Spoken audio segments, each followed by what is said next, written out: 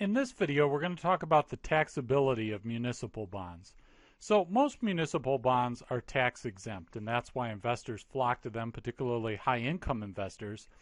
But municipal bonds aren't always tax exempt, and in some cases they may be tax exempt from federal tax, but not state or local tax, or vice versa, or they may be tax exempt from both or neither.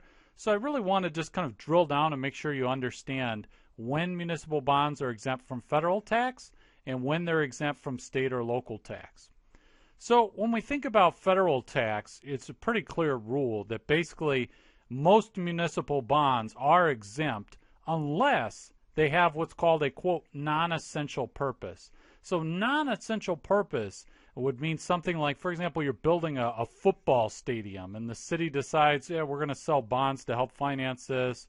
Or maybe something like you need parking for that stadium, or a convention center, so some kind of industrial park, something that is not really, I mean, obviously, like, for example, a road is an essential purpose, right? You say, hey, we need a highway here, and we need to sell a bond in order to finance that. That's essential, right?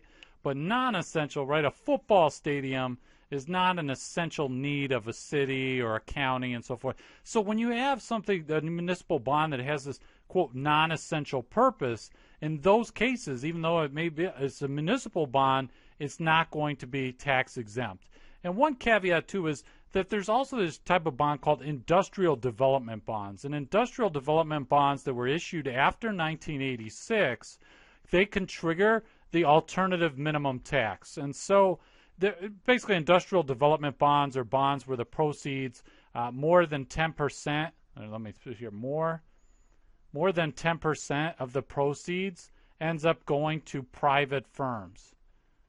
So some of the proceeds of the bond issuance are actually going to private firms, more than 10% of it.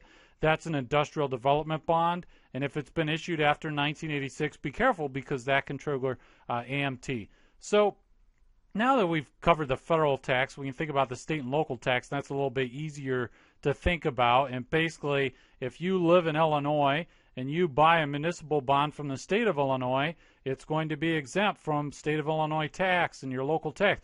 However, if it's an out-of-state bond, for example, if you live in Illinois and you buy a bond from Louisiana, or you live in Alaska, you buy a bond from Hawaii, so forth, it may not be tax exempt. So what you want to do is you really want to check when you go to buy the bond, see for your particular state, do they tax, are out-of-state bonds going to be tax exempt or not? Now, there are a handful of states that do not tax out-of-state bonds, but for the most part, a lot of states will tax them. So you just want to check in advance. If you're not buying a bond from your own state, then in that case, it may not be tax exempt. Now, moving beyond just federal, state, local tax issues that we discussed, it's important to think about capital gains.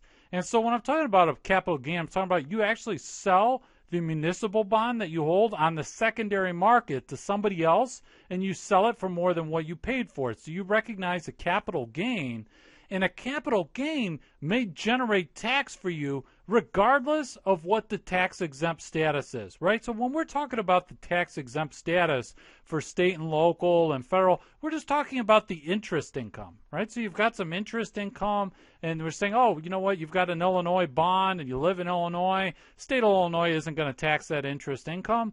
That's what we're talking about there. We're talking about the capital gain. Now, you've sold that bond, and you recognize that gain, and so even if it's tax exempt, even if this meets all the requirements for tax exempt at the state and federal level, you still may be taxed on that capital gain irrespective of the bond's tax exempt.